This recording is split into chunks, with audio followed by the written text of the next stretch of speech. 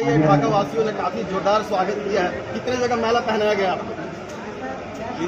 गिनती तो मैं नहीं किया, लेकिन जो स्वागत हुआ उसके लिए मैंने सभी नेताओं के प्रति, वहाँ की जनता के प्रति, वहाँ नौजवानों के प्रति, सबके प्रति मैंने आभार व्यक्त किया है और बहुत जोरदार स्वागत किया है।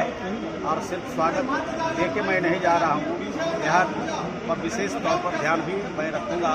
अपने विभाग से संबंधित जो भी योजना है उसको पूरी तरह से यहाँ पर कार्यान्वित कराने का प्रयास भी करूँगा। और मुखिया जी लोगों का, अन्य लोगों का भी आवेदन आया है, उस पर हम विचार करके जरूर फैसला लेंगे। और जब फैसला लेंगे तो उनको जब यहाँ पर मूर्त रूप दिया जाएगा तो उनको अच्छा लगेगा। बहुत बड़ी बात है सर कि बिहार में आपने बताया कि 400 रुपये लोगों को पेंशन दिया जाता है, जबकि दिल्ली वगैरह के प्रदेशों में 2500 रुपया, बाकी के कुछ प्रदेशों में 1000 रुपये दिए जाते हैं। मैंने ये कहा कि बिहार में देश भर में जो पेंशन दिए जाते हैं वो जिनका नाम गरीबी रेखा में होता है उनको दिया जाता है, और बिहार में जो पेंशन दिया जाता है जिनका नाम गरीबी रेखा में है उनको भी दिया जाता है, लेकिन उसका पैसा भारत सरकार देती है। और बिहार में जो लोग जिनका गरीबी रेखा में नाम नहीं है और वृद्ध हैं, उम्र 60 वर्ष हो गई है, उनको राज्य के खजाने से 400 रुपया दिया जाता है। ये बात मैंने कही है। और जहाँ तक आपका जो प्रश्न है उस प्रश्न पर सरकार विचार करे। ग्रामीण विकास की बात, आवास की योजना की बात की आपने, पहले ही किस्त में गरीबों से 25,000 30,000 का डिमांड हो जाता है, क्या कुछ कहेंगे इस पर क्या कहना चाह रहे हैं? देखिए, सबसे बड़ा सवाल जो बात आपने पूछा है तो चौक चौराहे पर चर्चा होती रहती है, लेकिन अगर कोई मुकम्मल जिससे पैसा लिया गया, अगर मुकम्मल कोई हमें आवेदन दे, हमसे बात करे तो जरूर उस पर हम कार्रवाई करेंगे। और दूसरी बात कि जब लाभुक के खाते में मैं पैसा देता हूँ, पैसा तो कोई बाजार में उनको देते नहीं हैं, उनके जेब में पैसा डालते हैं, खाता में देते हैं, और खाता से निकाल के अगर कोई व्यक्ति कहाँ क्या खर्च कर रहा है, कोई शादी में खर्चा कर रहा है, कोई परिवार के दूसरे काम में खर्चा कर रहा है, और किसी बिचौलिया से मिल करके वो पैसा इधर उधर कर रहा है, तो उसको कैसे रोका जा सकता है। उसके लिए हम लोगों ने जो काम किया है कि अगर लाभुक सीधे एफिडेविट करके हमारे पास आवेदन दे तो हम जांच भी कराएंगे और जांच के बाद कार्रवाई भी करेंगे। फुलवरिया घाट के लिए, फुलवरिया घाट जो है हमेशा राजनीति का केंद्र बना रहता है, मुकम्मल क्यों नहीं हो रहा? आखिर जनता जो है आशा भरी निगाहों से देख रही है, कब उसको निजात मिलेगी, मुक्ति मिलेगी? कौन सी मांग? फुलवरिया घाट पड़ता है सर, क्यों इसी का तो विरोध हो रहा है। इसी के लिए तो हम लोग अब मैदान में कूदने वाले हैं और कूद करके इनको पूरा देश भर में सफाया करने वाले हैं। अब भाजपा मुक्त भारत बनाने वाले हैं। सर, इतने दिनों तक आपने कहा था कि पार्टी के साथ सरकार में चलाई आपने, बीजेपी के साथ गठबंधन करके, और अभी कह रहे हैं कि आरएसएस को बैन करना चाहिए, तो आरएसएस इतने दिनों तक परहेज आपको क्यों नहीं थी? मैं थोड़ी कह रहा हूँ, हाँ, ये तो सरदार पटेल ने किया था, और सरदार पटेल कोई मामूली व्यक्ति नहीं थे। सरदार पटेल ने जब किया था तो कुछ समझबूझ के किया था, और फिर वही परिस्थिति नफरत फैलाने का काम पूरे देश में हो रहा है।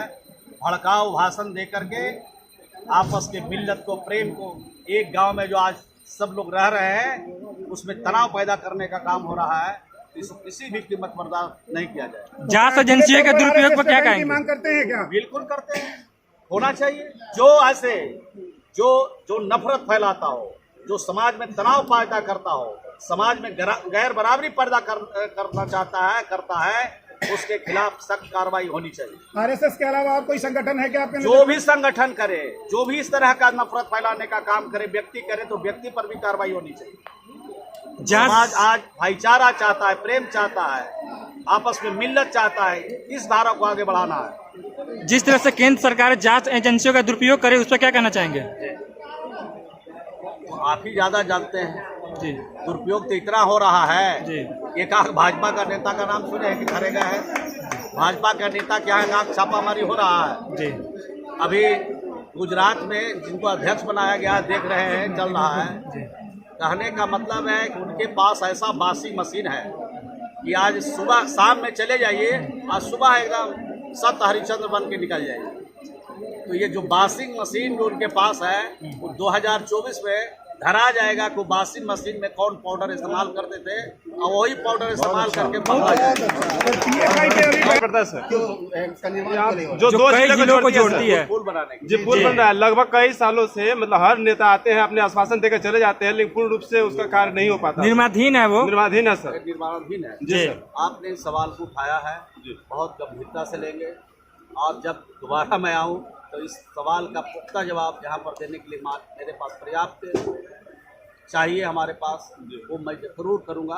और ये जिस विभाग से संबंधित है उनके मिनिस्टर से, उनके अधिकारियों से बात करके इसके बारे में जरूर। सर इस क्षेत्र में आप 2 बार आए हैं, इससे पहले हमारे गुरनवा का रेलवे स्टेशन है, फ्लैग है, जिसको लेकर यहाँ के जो संसद है वो सदन में आवाज भी उठाए थे शून्यकाल में, लेकिन अब तक उस पर कोई पूर्ण रूप से व्यवस्था नहीं है। सर इसके लिए क्या कहेंगे? गुरनवा रेलवे स्टेशन पर नहीं शौचालय है, नहीं मतलब पेयजल की व्यवस्था है, चापाकल है, नहीं कोई मतलब कि रेलवे के लिए यात्री के लिए कोई शेड है। आप जन समस्या को उठा रहे, बहुत अच्छी बात है और यहाँ के जो माननीय सांसद है उनको इस चीज को देखना चाहिए। और भारत संसद महोदय ने शून्यकाल सदन में उठाई थी आवाज को। भारत सरकार को उस पर अमल करना चाहिए। निश्चित रूप से अगर आवेदन कहीं से मिलेगा तो हम भी भारत सरकार से अनुरोध करेंगे। ऐसे भी मैं भारत सरकार से अनुरोध जरूर करूँगा। खालिद साहब कहेंगे कि आवेदन दे दे, उसको रिकमेंड करके भारत सरकार। सर जो जिस सड़क का शुभारंभ हुआ, मतलब शिलान्यास हुआ है, इसका समापन कब तक होगा? बहुत जल्दी 1 साल के अंदर। 1 साल के अंदर सर ये 9 महीना उसका कार्य व्यवस्था। चकिया से भारत माला परियोजना के तहत बैरगनिया के जोड़ने के लिए एक सड़क थी, भारत माला परियोजना के तहत उसका काम होने वाला था 4 लेन में, पता चला कि 2 लेन में वो कन्वर्ट हो गया, उसका भी काम नहीं हो पा रहा, जिस रास्ते से अभी मुजफ्फरपुर से होके आए। यही तो हमारी लड़ाई है कि बिहार में जिन सवालों को हम लोग उठा रहे हैं, बिहार की तरक्की की बात, बिहार में अमन की बात, बिहार में शांति की बात, बिहार में भाईचारा की बात, बिहार की सड़कों की बात, बिहार में पुलों की बात, बिहार में विशेष राज्य का दर्जा का बात, बिहार में जाति आधारित जनगणना का बात, बिहार में पटना विश्वविद्यालयों को केंद्रीय विश्वविद्यालय बनाने का बात। तो हम लोग लगातार इन चीज़ों को उठा रहे हैं और भारत सरकार अनदेखी करते जा रही है। और भारत सरकार कहती थी कि डबल इंजन की सरकार है, तो बताइए ना, हमको 1.5 से 2 महीना बिहार की मनरेगा के मजदूर को मजदूरी देने के लिए पैसा नहीं दिया और एक मटेरियल का पैसा में 1000 करोड़ रुपया बकाया है। तो आप सोच लीजिए कि गरीबों को मजदूरी देने के लिए पैसा नहीं है, लंबा भाषण करने के लिए, विज्ञापन छपाने के लिए और करना कुछ है, बोलना कुछ है, इसके लिए उनके पास सब कुछ है। तो इसी का तो विरोध हो रहा है। इसी के लिए तो हम लोग अब मैदान में कूदने वाले हैं और कूद करके इनको पूरा देश भर में सफाया करने वाले हैं। अब भाजपा मुक्त भारत बनाने वाले हैं। सर इतने दिनों तक आपने कहा था कि पार्टी